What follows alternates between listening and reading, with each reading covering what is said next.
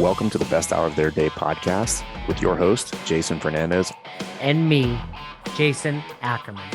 With more than 20 years in the business, As both coaches and affiliate owners, our passion is to help create world-class affiliates and coaches by building better boxes. boxes. Welcome to The best hour of your day. All right, everybody. We a lot of podcasts talk about having OGs on. You guys are the OGs. Like, there's a lot of people, myself included, claiming to be an OG, but you are the actual OGs, the two of you, and I'm referring to Jeff and Mikki Martin, founders of BrandX. So, first of all, welcome to the podcast. Thank you for having us. Thank you Thanks, very much. Jason. And we, I don't know that we've ever crossed paths live in person. I think we've, been around things at the same time, but recently a mutual friend, Eric Malzone, I think he just kind of reached out and was like, hey, you guys should have, Jeff and Mikki on. And I was like, of course, we'd love to. So it's always great to have those connections. We appreciate that. We've circled the same circles forever, right? Yeah. I was talking to our son, Connor, a couple of days ago, and he said, oh yeah, I taught some level ones with Jason. So, Way back when. Yeah. He and I want to say Washington, DC. I remember being there with him. You know what, before we get into the business, let's talk about this for a moment. How long have you two been married? almost 30. 33 years. Yeah. Okay. I'm sorry. I know before we hit record, you said, please address somebody with the question, like a good married couple. You just kind of default to the other person. I was going to say it differently. I was going to say we just celebrated our 36th date anniversary. We still do that. People think we're nuts. Recently. Yeah. December 5th was 36 years since our first date. 4 days ago for recording this. Well, what did the young people do 36 years ago on a first date? Well, the first thing we did, we had to hitch the team to the wagon so I could go pick her up. That was always the geez, our old geezers. Apparently. Yeah, old geezers. So you don't have to take the horses out that late? Yeah. We went for an awesome first date, didn't we? What was it? It's like We went to we lived in San Diego. Well, up until recently, we lived in San Diego. So we went out to dinner, and then we went to a party. But we also went downtown. I was going to skip the party and just go to downtown. They had in Balboa Park, they had something called the Festival of Lights. So we went down there and walked around there for a couple of hours and just talked. Romantic. Yeah, that sounds romantic. How did you guys meet prior to that? I was working as a sort of manager at a law firm downtown San Diego. And Jeff was working as a phone man. And like climbing the pole as phone man? Yeah. Her phone's broke. Yeah, at the law firm. I came in and I thought she was stunning. So I tried to hit her up. Her name was Mikki Hart, and my sister was marrying somebody with the last name Hart. And I thought, oh, this is fortuitous. So I kind of hit this big line like, hey, my sister's marrying somebody named this. And she just looked at me like I was, had three heads. And went on about her business. It took us 6 months, I think, to get the date. That's not really actually true. How I remember it, it was 6 or 7 months of me pleading. And no, I saw this handsome guy come through the door straight toward the front desk, and I put my head down, going, I cannot notice him. I'm already all confused. Already dating way too many people. I cannot look at this guy. And so I tried to ignore him, but I could not do it. Good. Jeff's good looks got you. But our famous ask her what her prescription is on her glasses. Well, she must have had LASIK or wearing contacts at the moment. But there's another famous Mikki Hart. You know who that is? Yeah, from the Monkees. Close. The Grateful Dead. The Grateful Dead. There was a Mickey in the Monkees. The drummer of the Grateful Dead. Wait, that is not close. That's not close. Well, close that it was a musician. In the same genre of art. I believe you're talking about Mickey Dolenz. Mickey Dolenz was in the Monkees. But Mikki Hart was one of the. My memory already. He's a drummer in the Grateful Dead. Spelled a little differently. He spells his like the mouse, and you are Mikki, That's which right. I'm sure you have to. That's one of those names that you have to spell every time you give it, isn't it? Yep. I just say if it rhymes with icky, I'll take it. That's my like Starbucks. I'm what, Vicky, Ricky, whatever. You know, It doesn't matter. it doesn't matter. So let's bring it around a little bit for the listeners. I get much more fascinated with the personal stuff and learning about people, but the listeners will know you from BrandX and way back in the day. So, you know, we kind of talked about it ahead of time, but I don't know what we aren't allowed to say, but you originally were kind of the first people to push CrossFit training to children. Is that a good way to put it? Did I do it right? Sure. Yeah. Yeah. We found CrossFit in 2003. Old, And I mean, that's what I'm saying. OG. I mean, you are literally one of the first peoples to find CrossFit. Right. So Fifth affiliate. we became the fifth CrossFit affiliate at that point, for a little further on, 2004. But you know, we found it. A lot of various reasons why we found it.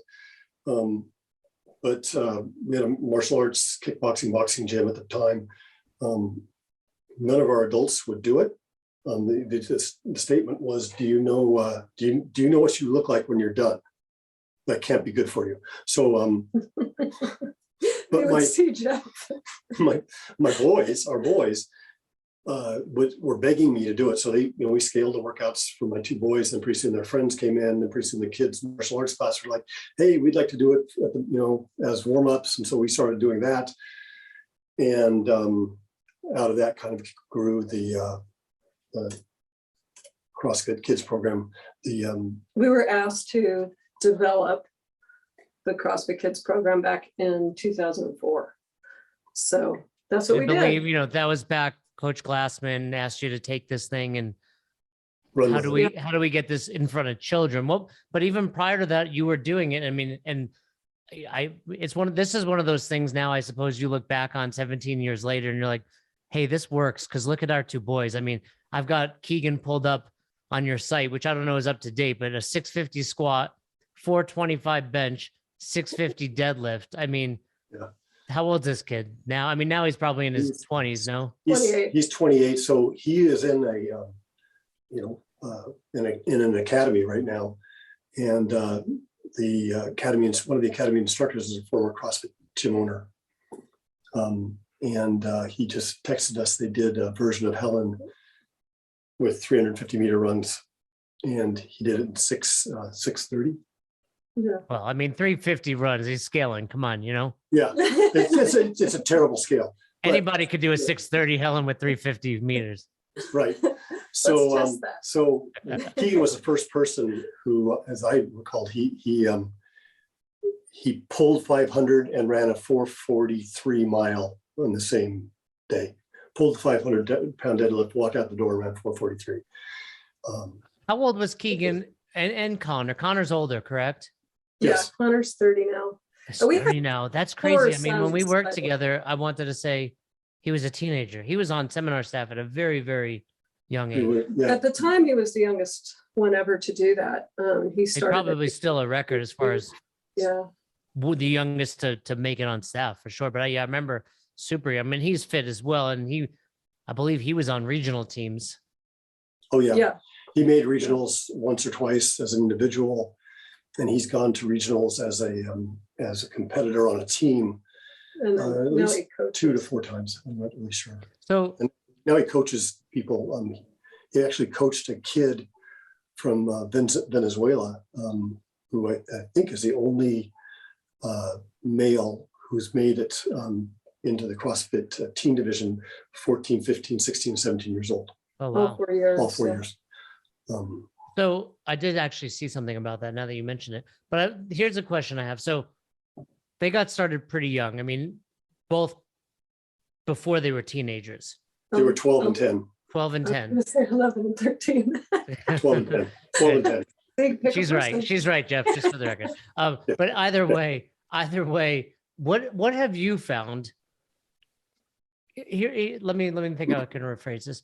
When I meet with adults and their children happen to be overweight, there's an age, I forget what it is, but it's probably about 13, where if you're overweight at that age, the likelihood of you staying overweight the rest of your life is very, very high. Yes. Right. That's just statistical. Yeah. Right. Just statistical. Right. Is the same true for fitness?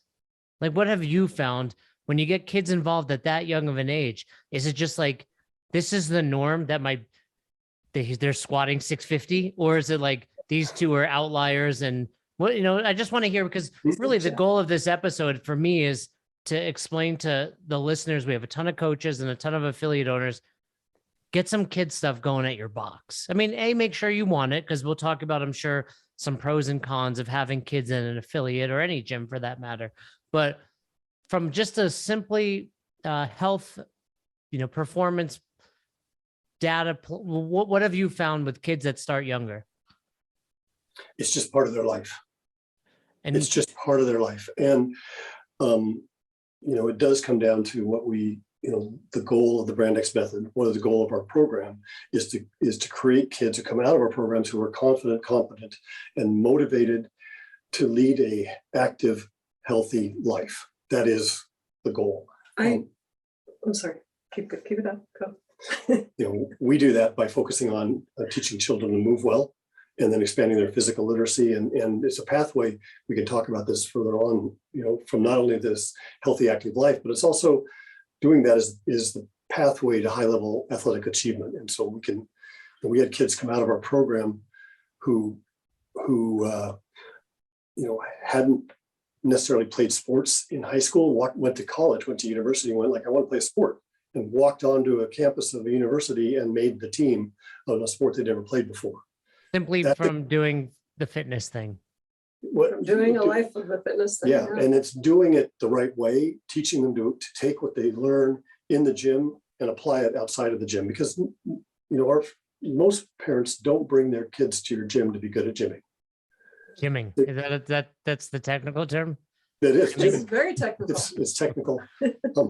By the way, I have a gymnast that I'm a very technical speaker. So please, go ahead, and if you ask questions about things like gymming, you can just. I like it. No, that's cool. I mean, that's like the old. I forget the character, but I don't want to be the best at exercising. I don't want to be the best at gymming. Yeah. Yeah, but so the parents bring the kids to you. The expectation is that you're going to do something for them that helps them outside of the gym. They're going to be better soccer players, or they're going to be motivated to get off the couch and not spend 10 hours a day, gaming. So how you build your program, how you set it up, what you're introducing to the kids, how you progress them from little kids to middle schoolers to teens, will define how successful you are at this. Yeah, well, because the key is keeping them motivated, right? And we went with the simple idea of fun, which is a good one, right, to start with, and then just kind of expanded on that to some broader things like actual science on play and what kids need and the engagement and all the things that come out of that keep them motivated and then growing in all the ways, socially, biologically, psychologically, so that creates that long-term pathway where they're going to grow up and they're going to be 18 and they're going to be like, I'm not going to stop doing this. I love this. And I can pursue anything. Like they know they can just go try it. And that's what we want. And having taught them healthy habits along the way, food, recovery, those kinds of things. So you feel like it gives them just a state of confidence that kids that aren't exercising wouldn't have. Yeah, I mean, you can see it in a person. I know you've been around, right? You're OG too. So you've been around, you can see physical confidence. There's no doubt when somebody's physically confident, you can see it. And kids just grow into that through the right exposure. And beyond that, things that, think about how things they learn in the gym, character traits they learn in the gym are easily taught in the gym, they're safe in the gym, but then they can be applied outside of the gym. And those character traits like long-term goal setting or delayed gratification, all of those things are built into these kids. So, they tend to be high achievers. Our gym, we had, I think it was 8 valedictorians, 3 salutatorians. We had kids go to West Point. We had kids go to the Air Force Academy. We had kids go to the Air Force Academy and become the pleb in charge of fitness at the Air Force Academy and set up actually a CrossFit affiliate at the Air Force. And you know what they do when they come home to Ramona where we work? They'd come back to the gym, and they didn't want to go to the adult class. They came to the teen class. So here you have these, a second year pleb at the Air Force Academy walking in going like, hey, do you mind if I join the class today? That's like an adult going to karate class just to beat up the 11-year-old. Yeah, that was fantastic. I would like to only do kids classes actually going forward. I think I can win more. So you were kind of saying all these great accolades that kids have. What were some of the things, speaking firsthand with your kids, that Keegan and Connor accomplished that you think maybe they would not have? And Duncan. There's a third. There's 4. I thought there was more, and I was on the site, but only the 2 are listed there. 4. Yeah. All right. You've been busy the last 36 years, huh? The other 2 don't work with the company per se, so they're not on the BrandX. They're the younger 2? One older. He's a firefighter in Houston. He's a firefighter in Houston. So and then Connor's in Houston as well, right? Yep. Connor's also in Houston. And then a younger. Keegan and Duncan are here in Phoenix. And Duncan just got a kinesiology degree from San Diego State. With honors. And walked onto their cheerleading team. Ended up being captain or co-captain. And they came in, I think, 3rd in the country the last time they had the live thing, which I think was 2019 or 20. Cheerleading's probably just a phenomenal sport to get involved in. It's like, it's not quite gymnastics, which is like super skill oriented, right? But you need to have great kinesthetic awareness, I'm sure, strength, etc. And it's just a great way to meet girls. I mean, in general. Yeah. I think that might have been the number one. He was like, yeah, I happen to be fit, but did you know you can meet a lot of women this way? Exactly. But I was going to say, what are some of the things that, you're kind of slowly dropping them in there. And I'm sure we can attribute a lot of that to fitness. And I'm sure equally we can attribute a lot of that to great parenting, right? So it's a balance of both. But, you two, if you had to reflect back, do you think they would be achieving all they are now? Simply, if you two were like, hey, we're great parents, but the fitness thing is not at the forefront versus putting it at the forefront? Or do you think like anything, it kind of, there's like, I don't know, I'm not smart enough to know the difference between DNA and RNA, right? But I remember a little bit where it's like, you're born with this, but this is kind of what pulls out the best of it. Yeah. Do you think fitness did that for the kids? More like DNA and epigenetics. Something smarter than what I said, I'm sure. Yeah. But you get the gist of what I'm saying. You all these great genetics are meaningless if you're not putting them into play. The neurological benefits, as you know, from exercise are massive. And if you start those early, obviously, I would say that spins toward all kinds of positive things. Getting their brains ready or ready to learn, creating neurological pathways that are there forever because they were repeated so early, so often. That's going to help anybody. So I can't feel like we took credit, or like we take credit for doing anything other than guiding, little people through, yeah, you should do that and you should do it often. Because, they're high energy. They have always been really high energy. And I think they would have needed any avenue. If we hadn't provided this avenue, it would have been like having a terrier. Well, 4 boys, right? I assume number five on the way. Keep trying to have a girl. I think that's no. We have 6 grandchildren. We have 4 granddaughters. 4 granddaughters. Was that a big deal? Was that a big deal for you, Mikki? I always It's said more- I wanted boys, it's more of a so I big deal got for me. exactly what I wanted. Really?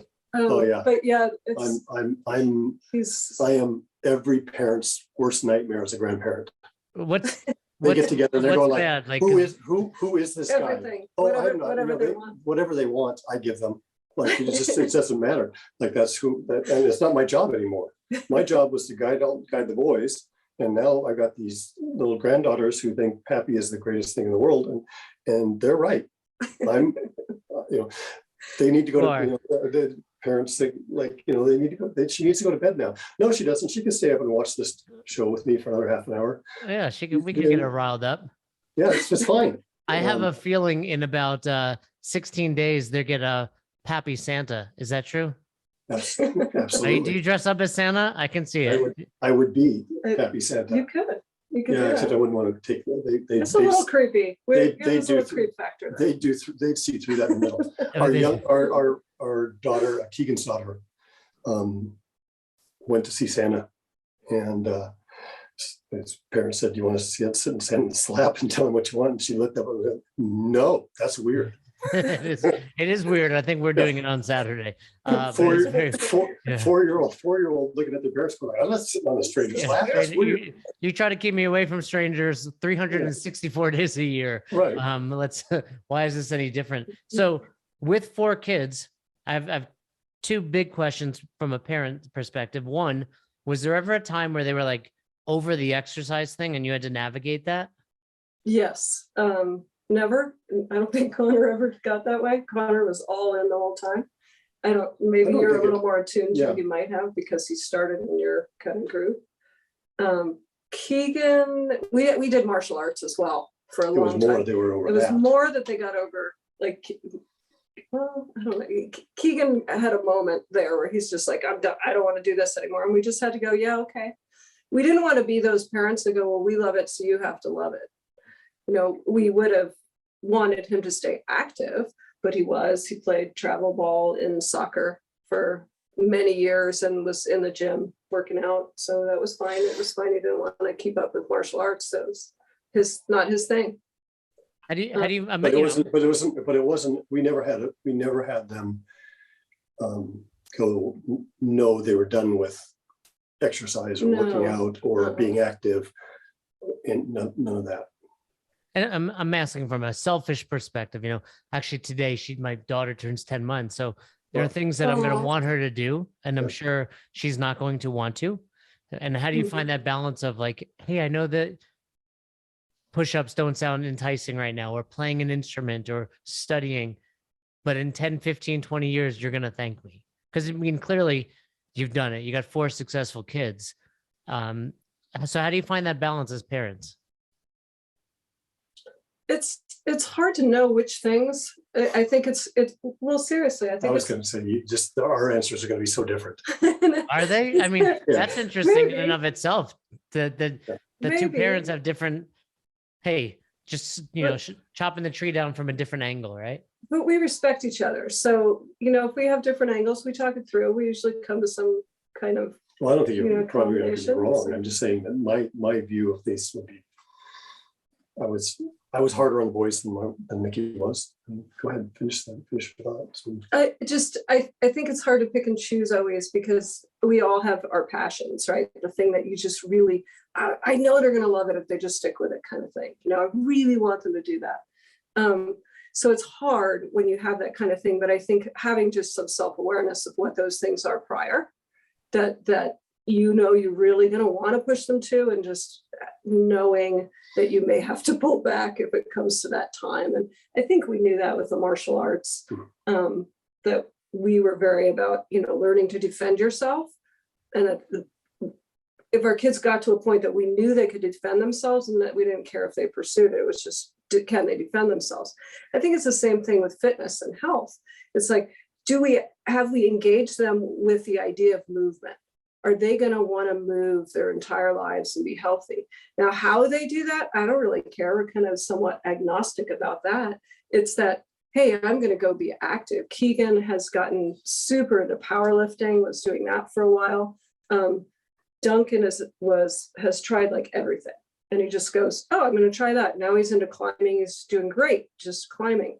He was cheerleading for a while. It was rugby before that. It was pole vaulting. You know, it's like, just like, I want to try this new thing. I'm going to go do it. And so we were, I think, just encouraging of what we saw as healthy habits, not specific to exactly which thing they pick. I think Sense. Yeah, and I think there's kind of 2 points from the dad's perspective with the boys. I never pushed them. I tried never to push them to do something, but I really laid down the law about, hey, you don't quit. So like, I can tell you some stories about, like, the start Fran, and then like, I'm throwing the bar down. I don't want to do this anymore. Nope, pick the bar up. We don't quit. Finish that. You got to finish. I tried to quit during Fran. See, I wasn't there because I would have said you can. You can. There's a whole story there that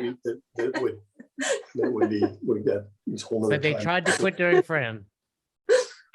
I mean, I think at some point we all have. So I quit I before can tell you that you wanted to hear that story is that it was Connor, and it was the day before he started wrestling in his senior year of high school. He was just turned 16, and he says, I want to come in. I want to do Fran. I think I can break 3 minutes. I'm like, well, okay. I'm 16-year-old. Remember at that time, there was, Josh Everett and Greg Amundsen, were some of the best, and they were at like 240 and 245 or something like that was their time. So anyway, Connor starts doing Fran, and he gets into round of 15, and he's going, I'm not gonna break 3 minutes, and he just puts the bar down. And I'm like, dude, you don't quit. I don't care if you're not gonna get your goal. You got to finish. And we kind of had a father-son moment about that. And he goes, okay, I'll start over again. And I said, okay, I'm going to coach you through, and I'll walk you through. So we set the camera up, and about an hour, give him about an hour, and he comes back and he starts 3, 2, 1, go. And he goes through, and I'm counting for him. I'm yelling, go, you're doing great, you're doing whatever. And I'm talking to the guy who's filming the camera, filming the whole thing. And Connor finishes, and it's under 3 minutes.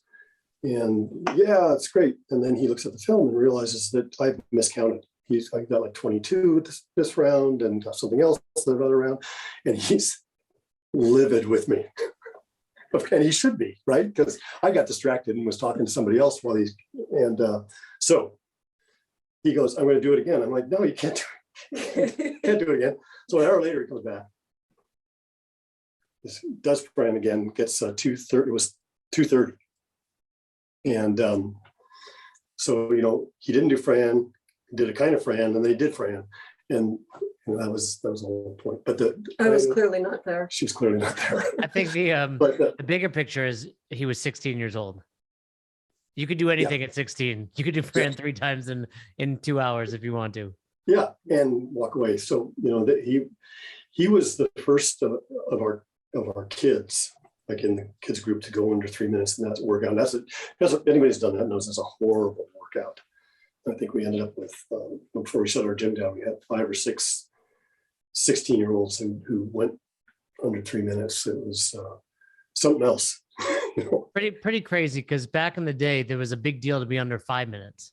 Yeah. So to see kids being under 3, that's pretty awesome. So let's bring it around a little bit to the business side of it.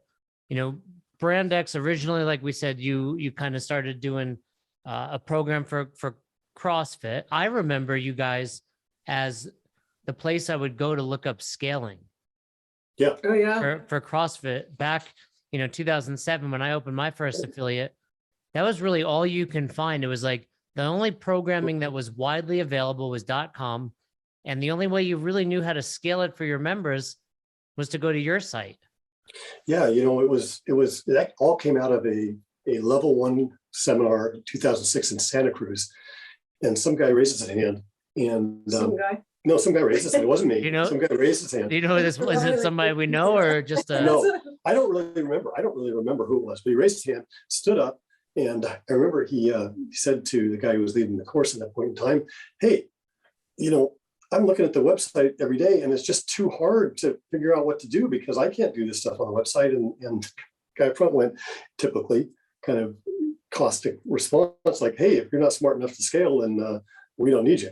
The guy sat down. Who was this? Who was this flow master at the time? Or who was running the seminar? Before that word That was invented. before. Oh, that so word this was invented. okay. So this was Yeah. Coach Someone. Glassman. So it just kind of everything goes there. So I remember I go home at night, I'm talking to Mikki, and we were not home, we went back to the hotel, and I'm like, that's just, there's so many people out there, I'm sure that this is going on. So I sent an email to Tony Budding, and I said, hey,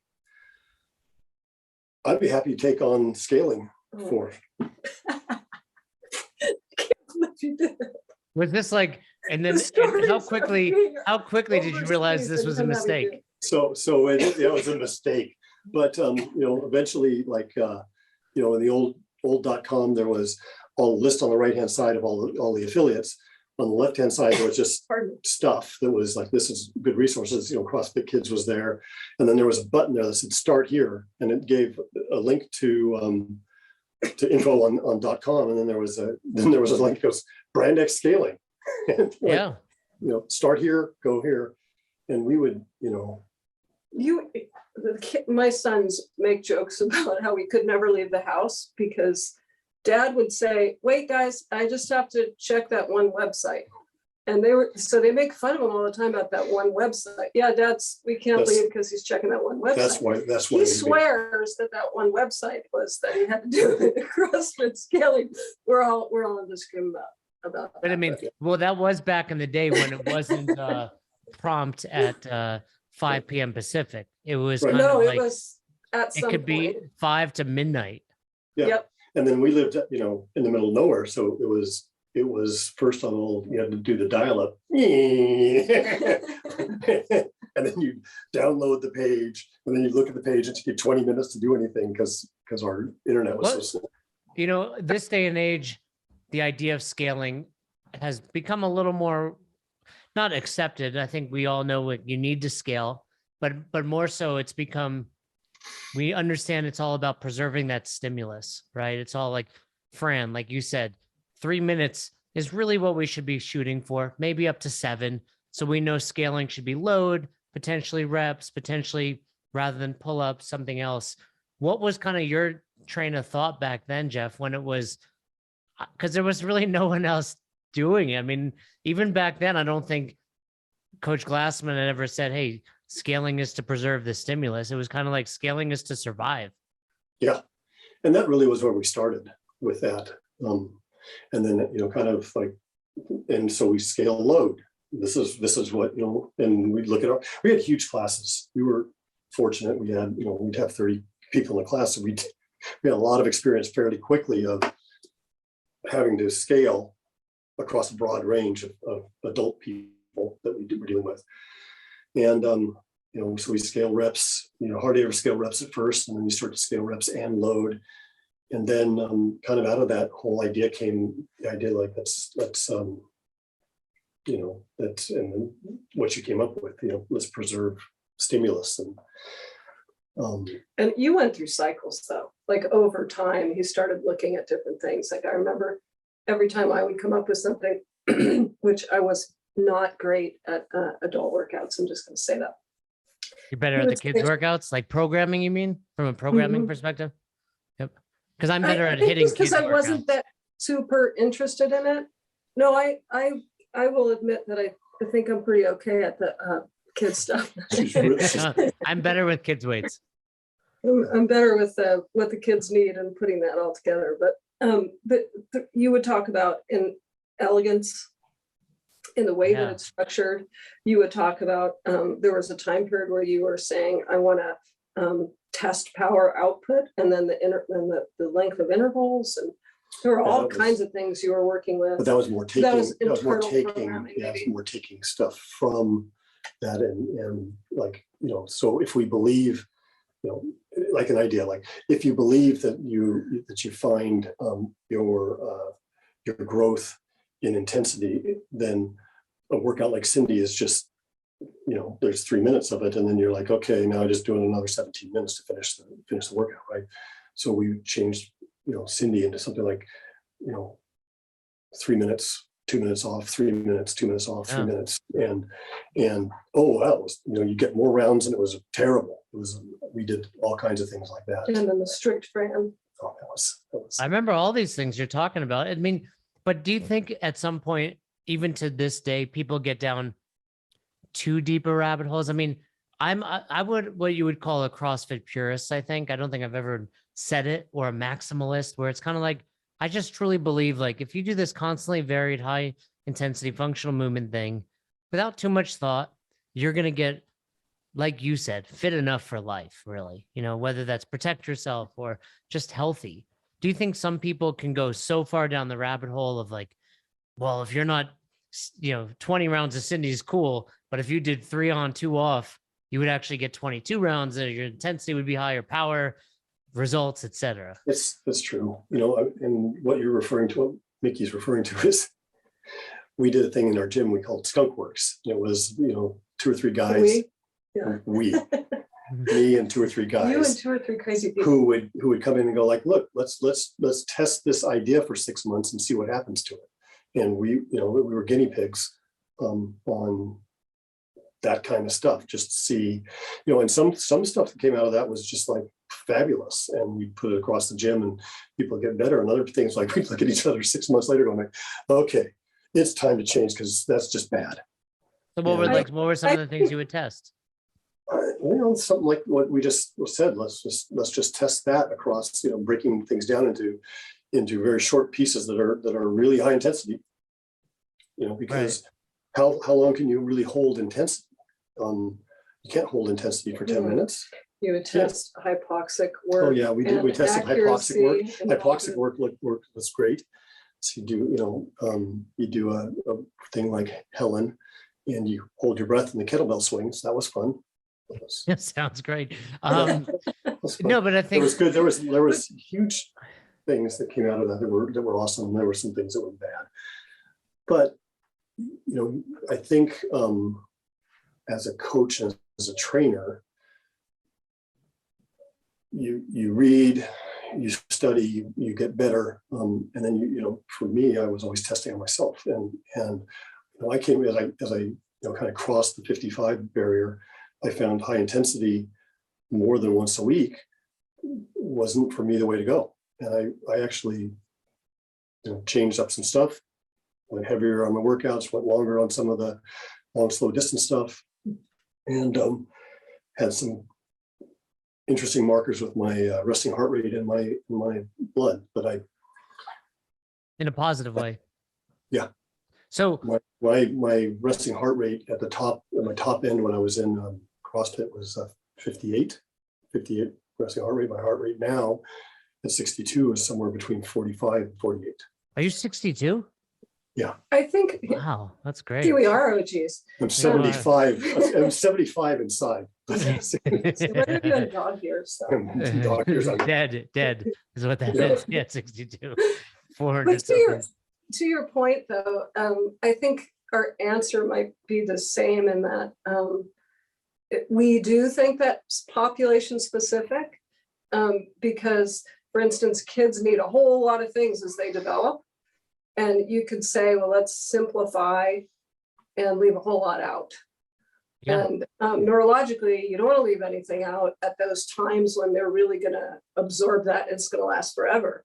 The amount of jumping they do, the vestibular work, the exposure, just the exposure, movement, exposure to play, movement the exposure, patterns, right.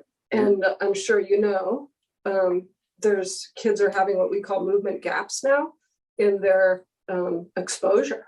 So like it's way more important now than it was 5 years ago, 10 years ago.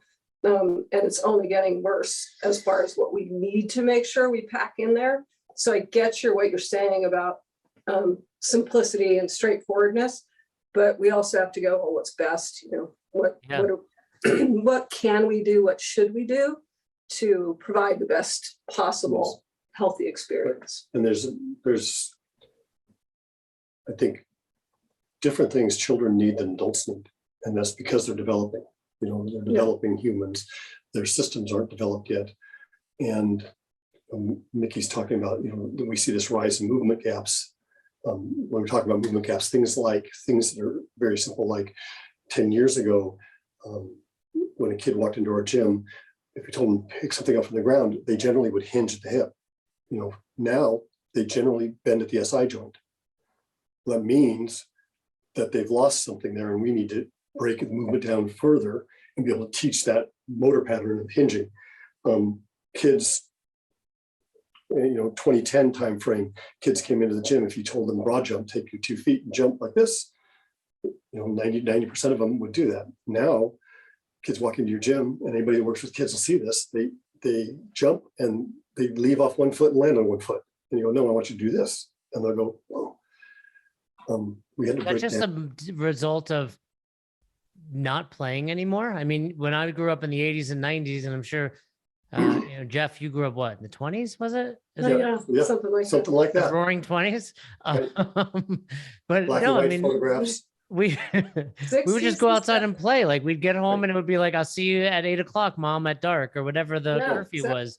And nowadays, I don't see kids outside. And I live in there's a school here, like a block away. Like, other than the kids walking home, there's no kickball going on the dead. I mean, I live on a dead end. This would have been the kickball spot when I was growing up. We just read an article. Mikki read the article, and what was the quote about kids? I like that. You could take credit for your wife reading at a certain point in time. Like, Well, she told me about it. We read I don't it. want to quote it. It was the kids today playing 100% less than the parents and putting 100% less time. I don't remember the statistic. But it's was a lot it was less. drastic. Right. So people come to us and they talk to us, and they tend to like, well, they're spending all this time on the screens. Well, we say, and they say the screens are bad. Well, screens aren't bad. The screens are here to stay.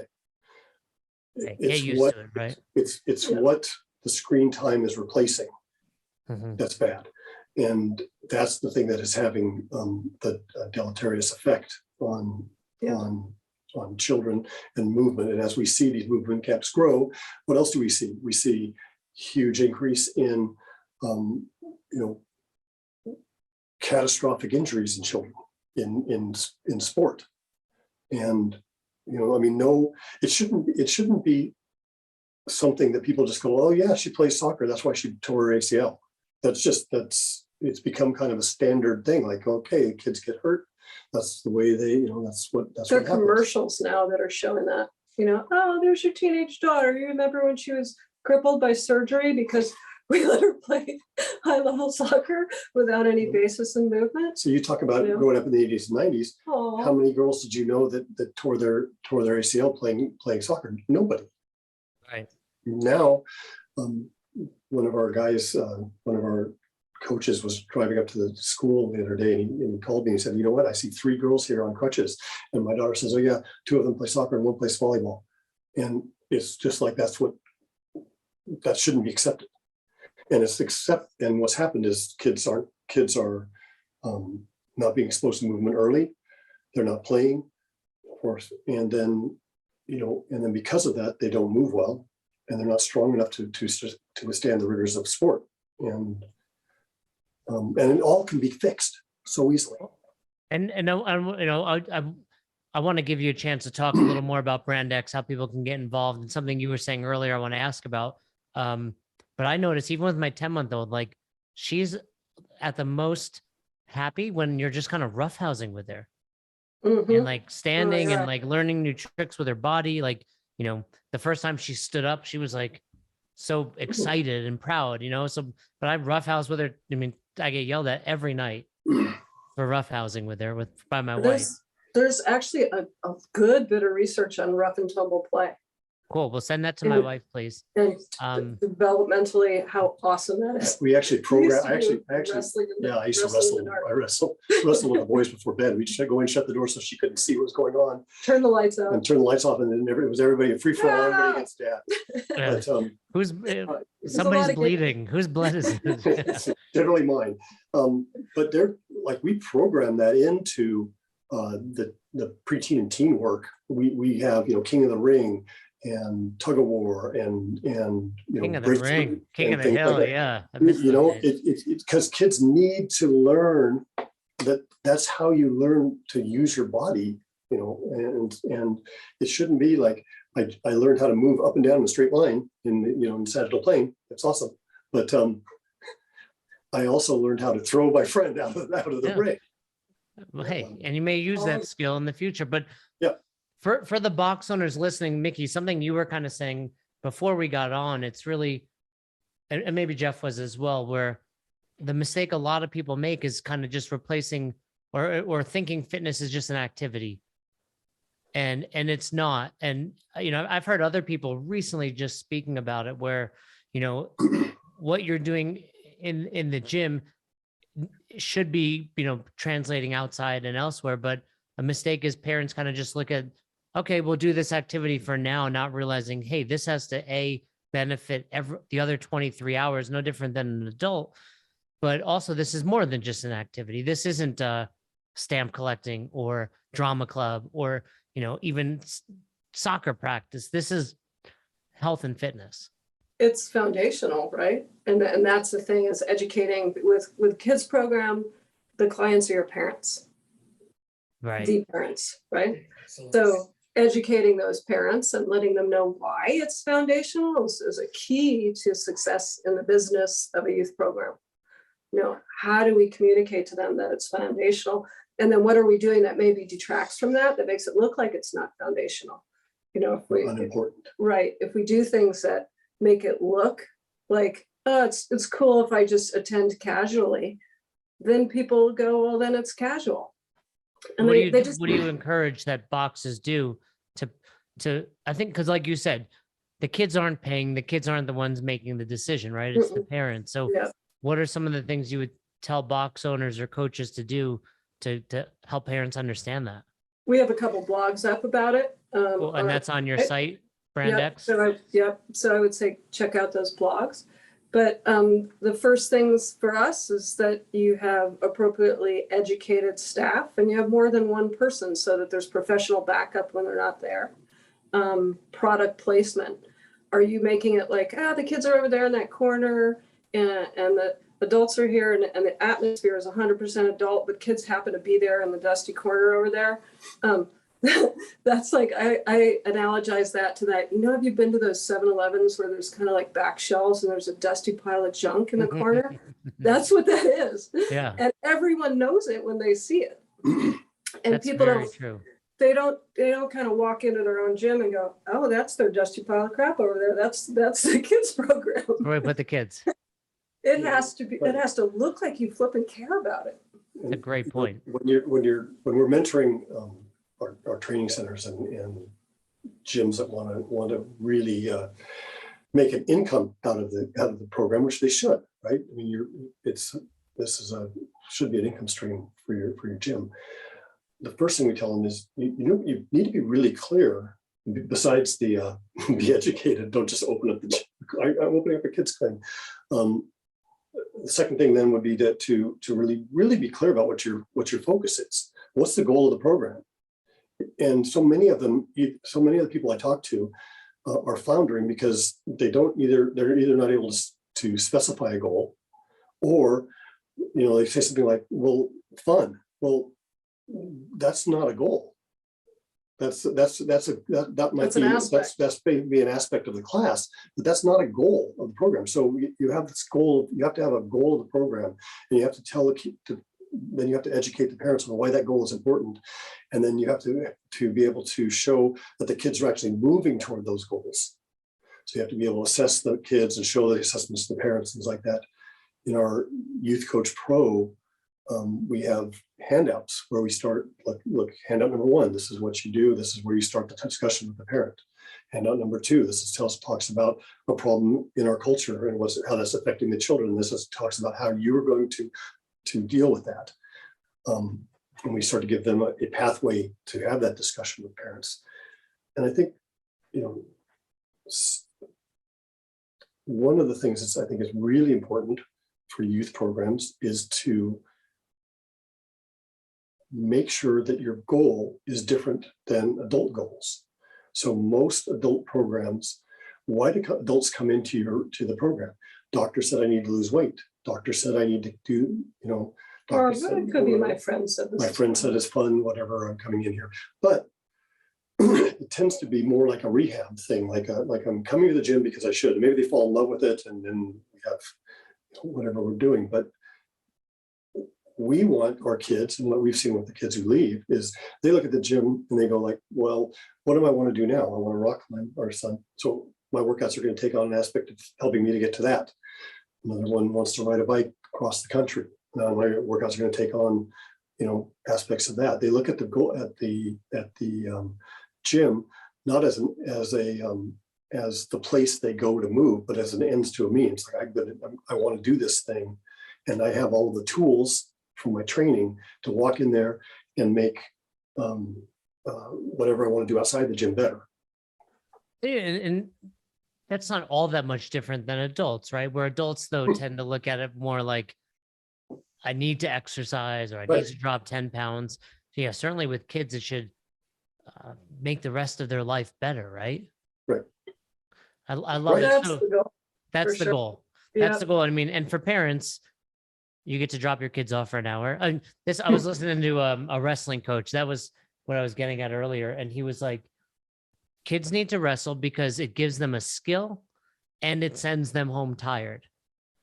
And as parents, he's absolutely right. It was a MMA guy named Chael Sonnen. You've probably heard of him, right? Mhm. And, and he's a very outspoken guy, but he was like, yeah, wrestling is great because it gives them a skill and it sends them home tired. And really, fitness is no different. You're giving them a tremendous amount of skills and they're going to get home tired. They don't need to wrestle with dad before bed because they're already exhausted. So I know, in the past, there was a course people can take. There's still courses out there, but correct me if I'm wrong, but BrandX, you guys offer a tremendous amount of courses where people are interested in learning, because it's not as simple as like, okay, you're doing the same thing, you're just simplifying it because it's kids, but it's a very specific course for them. From what I've heard in the past, especially, and I've stolen many of these and I've got some, great friends that still teach a lot of kids classes and courses, but if you can teach kids, it helps you with adults as well. So if you're even if you never intend to coach a kids class, you should be expanding your toolbox, if you will, by checking out some of your courses. Well, thank you. Thank you. Yes. Our the course the course that we have a couple courses that are really help people set up their gyms, help people really make an impact on kids. The big one is the professional youth coach course or certification. There's two courses that live under that. The first one is professional youth coach course. It talks about the why and the science underpinning training a child in the biopsychosocial model. Biologically, what a child is able to express at certain age groups. Psychologically, what do they understand? Socially, what do they need? So, what a 5 to 10-year-old can express and needs is quite a bit different than what a 14 to 17-year-old needs. And so we kind of go over the science on that, and as well as a module on business.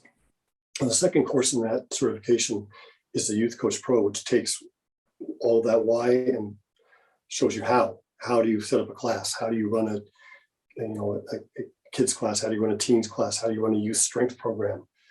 And it's very detailed, and it gives people a map to do it. Our youth strength course is designed to take a kid who's never touched a barbell and up to being able to use the barbell to gain strength in sport or whatever they're doing. We had over 100 state and national records set by our youth in powerlifting and the kids, and there was 90,000 contact hours, 0 injuries that required intervention. It's really safe, really effective. And then there's over 175 videos on teaching and demonstrating movement, so you can constantly come back and I'm teaching the back squat today. Here's what the back squat looks like, and then you can play it for the kids. This is what we're looking at doing with you.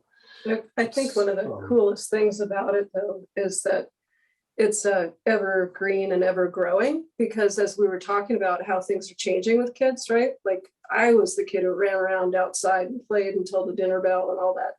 That was my life. And that's just so rare now. And having awareness of those kinds of changes, plus look at the last 2 years, what did that do? So we've got so many things to be thinking about and things that are changing, the amount of tech, and then the positional things that are happening with kids and what's tight and recovery and da, da, da, da, da. So current stuff matters. So our Youth Coach Pro is we add to it every month or every other month content. So relevant articles, relevant research, blogs, pieces of a new handout, pieces of information, like we're looking at it going, we need to tell people about this. We're seeing this. Our training centers give us feedback. What are we seeing? And now they're telling us they're seeing problems with running, that kids aren't running enough. And all of a sudden they've got kids come in and they run funky. So, but it's true. I mean, if you think about it, like we ran, like we said, playing kickball, playing dodgeball, playing kill the carrier, king of the mountain. If you don't learn how to, if you don't do it, you don't do it. It's like anything, right? They're not doing it. So sorry I kind of butted into your thing on the whole course. It's been 36 years. I'm sure he's used to it. So we do that. And it's also like maintenance of certification because it's current and people have to stay. So they don't have to go back and keep taking it. And I'm sure there's CEUs too, right? If you, for those that have the level 3 credential, level 4 credential. You mean through CrossFit? CEUs? Yeah. Are you CEUs? I do not know that to be true. Okay. I could misspoke. It may be, but if it is, we don't know about it. Well, you would probably know about it. But okay. And we don't need to get into everything, but rumors out there that we may be seeing you guys a little more in the I don't know. CrossFit space. You don't know? All right. We've had some discussions with people that were very friendly, and that's really all there was. It was just like, look, let's bygones be bygones. And we kind of went, okay. We've seen some faces coming back. I mean, I've seen a lot of people that were here that are no longer here, kind of sneaking their way back into the onto .com, etc. But either way, we will certainly share the link, but the BrandXMethod.com is where people should be going to check all this out. A question you've probably answered hundreds of times, but I want to hear the pros answer. Lifting weights is bad for kids. You just laugh? You just laugh at the parent when they say that? I want to equip the box owners out there who are going to get that. So sorry to laugh. Because no, it's funny because we know it's a silly statement. Yeah, you know what? Here, you just show them a picture of Keegan and Connor, and don't get like, here you go. Here you go. Actually, I've got a kid who started with us when he was 11.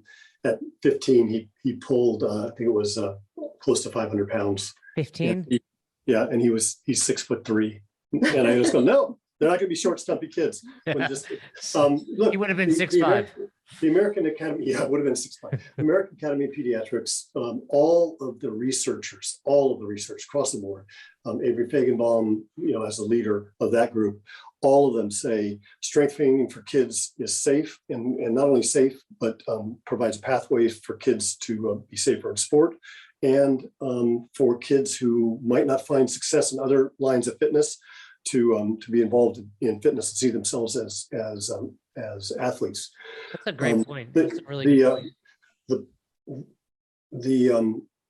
They all say that they can start as young as 7, but they have 2 caveats, and the 2 caveats are things that people seem to forget now. The 2 caveats are: you need to be trained. The coach needs to be trained to be to understand what is biologically and developmentally appropriate for the child. And 2, the program needs to be specifically designed for children. So, like our youth weightlifting program is specifically designed for youth. It isn't a Texas 5x5 that we are not cutting down for the child. It is. That's 2009. So that's why we get like, because that's a while ago. That was before the iPhone connected to the internet. Now we get a lot of people saying, you should be lifting weights. Yes, they should, under the guidance of somebody who's doing it, who understands what they need, and with a program that's not just, hey, let's take and lower the weights and the reps. Which I'm not going to do small off with your 12-year-old girl, right? You might, you might be surprised at what happens when you do that. Yeah, I like it. I like it. Well, this is, super informative, great stuff. Let me ask you one last personal question on my behalf. So I got a 10-month-old daughter, right? Other than getting her exercise and wrestle with her at night, what's the big pieces of advice? What do I need to do right to make sure she turns out like one of the Martin boys? Movement exposure, just constant. What does she want to do? She want to dance, let her dance. She wants to do gymnastics. Swim, just expose her to all of it. Make sure she plays and plays with other kids. Plays with other kids. Yeah. All right. Let her watch you. Let her watch you. Experimentation. Let her watch you do stuff, and let her join you doing Even stuff. though I'd move more moderate intensity than high intensity, that's okay. Yeah, please do that. All the things Mikki said. Let her see you dance. Turn on YouTube. Turn on and dance. Let her dance. Kids need to see that. Gymnastics, swimming, foundational. Yeah. Get her out. And the other thing is we at this, kids signing up when they're 2.5 or 3 years old to be, t-ball or soccer. What would be better for a young child? You take a ball out to the park with her and kick the ball around with her for 15-20 minutes. That's going to be better than her doing those things. And then when she gets into an appropriate age, as many sports as she wants to play. Right. Our 4-year-old granddaughter comes over and we have a couple of ping pong paddle balls and a ping pong ball, and we just play what we call ping dong, which is ping pong without any rules. So we just smack the ball all over the place and we have a blast. She loves it. She's learning hand-eye coordination. She's pretty good. Sometimes catches the ball. We go in the gym we have her 2 nights a week, and she goes in the gym with us. She designs workouts for us. She tells us what to do. Videos of those. We go over to the park with the ball. We throw we both throw a ball around. The thing we don't want to do is go, here's the TV, plop in front of that. Yeah. Here's your device, plop in front of that. If she's moving and enjoying it, that's the thing. Yep. Yeah. You know this. Nah, I think I'm doing it right, but it's always, it's like anything. I talk a lot about being a level 4 CrossFit coach. That's great. You guys are level 4 parents, not just because you have 4 kids, but they're all doing really well. So I think, it's hard work. Having a kid is a lot harder. I've owned 4 affiliates. You've had 4 kids. I think, it's equally challenging. And now you have 6 more affiliates, if you will. Yep. So that's pretty crazy. But I have a feeling that's what's keeping you 62 years young, chasing after those grandkids. And it's impressive to see. I'm excited to keep them going. I talked a lot about other stuff, but is there anything before we wrap up that you guys want to share about BrandX, or for people to find out more, learn more? I think, CrossFit, there's always new waves coming in. And I feel like in 2021, 2022, there are people that are starting CrossFit that don't know who the BrandX people are, the Martins are, where my generation was like, you guys were the leaders. So I think it's important that we continue to put that out there, whether you have the CrossFit name or not. Beside you, what you've done for the community is, invaluable. You continue to do more. So is there anything we can do to share you with the rest of the world? Thank you. I do need to say one thing, because sometimes it comes up. We are no longer associated with CrossFit. Yes, we are aware of that. You're not. Yeah. I know. I just have to say it's our legal thing. It is where our roots are, and half of our facilities are CrossFit boxes, which is awesome. We love the community. We love the community, and we always will. Look, check out our Instagram. There's a lot of good stuff on the Instagram, which is just at the BrandX Method. And we love talking to people about training youth. We're just geeks about it. We like to talk about it. We like to learn about it. They can contact us at Jeff, info at the BrandX Method is probably the best. And we answer all of our emails. We get on the phone or Zoom with anybody that wants to talk about it. The iPhone? The iPhone, and we take iVideo and iPhotos. Because we're OGs. She's 62. That's okay. I mean, That's right. I have to remind my mom, just shut it down, turn it back on. I'm not Nice. 62. No. Younger woman. I like it. I like That's it, Jeff. my trophy wife. Back when she was, the That admin at the law office. Yes. yeah. So, but and I appreciate you saying that, but it goes, whether we're having OPT on an episode in a couple of weeks, it's like, not everyone stays on brand of CrossFit. Not everyone always, it's like family. There's going to be arguments. There's going to be fights, but I still think the people that, were a part of this in 2005, 6, 7, 8, OPT, winning the first games, still remember him, and I think it's important that we keep the culture in mind when it comes to all this fitness stuff. And also remember, like, as long as we're all pushing forward and helping people, we're pretty good. It is just fitness at the end of the day. It's just exercising. Right. Yeah. Exactly True. right. Well, thank you. Well, Thank you we for that appreciate it. story. So, thank you. And, there's a long period of time. I was never opposed to kids exercising, but I would always tell affiliates, like, make sure it's what you want. And I still believe that, like, hey, because, we ran a fraternity. We didn't have a business, affiliate. My first Right. box was just a party.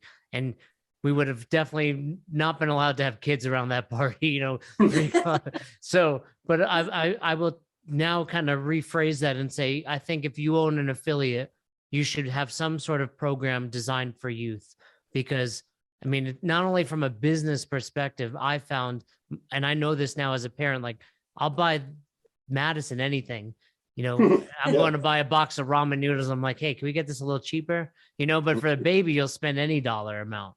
And I think that's what you would say about parents. And I think if you care about the fitness and you care about doing this thing right, you want to help the kids. You want to help the future. There's the love of doing it. And I think we're kind of going back to some of these things. It's kind of funny, but I forget who it was, but somebody said, if you look at most kids programs and they're charging by the pound. We don't want to do that.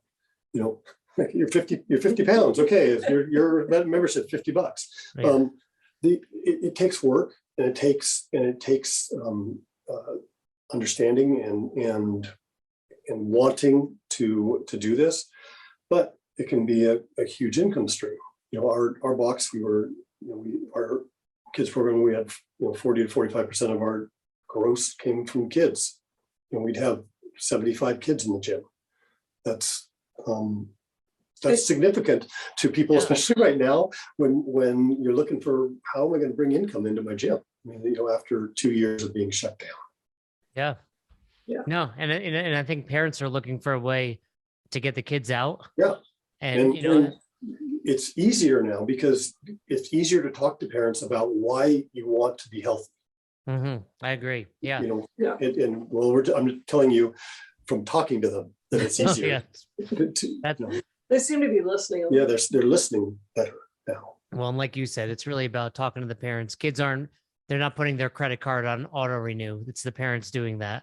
Exactly. So you have to get the parents, but the kids have to, be seeing the results. And I'm with BrandX. I'm sure you can do that. So this has been awesome. I look forward to learning more for, my baby, and also to help affiliates around the world implement this, because we get asked all the time about implementing a kids program, and we're for it. So thank you very much. And, it's great to always have you guys as a resource. Check out the BrandX method everywhere, even on your iPhone. Even on your iPhone with your iPhotos. Thank you, guys. Thank you. Have a great day. Thanks for checking out this episode of the Best Hour of Their Day podcast. We appreciate you listening and choosing to have us help you in your passion for coaching and affiliate ownership. You can find more episodes just like this on all podcast platforms. If you're interested in learning more, you can reach out to us on any social media platforms, or you can visit www.besthouroftheirday.com to book a call. If you found this episode helpful for you, please share it so that we can help other coaches and affiliate owners to help build a bigger and stronger CrossFit community. Thanks for listening.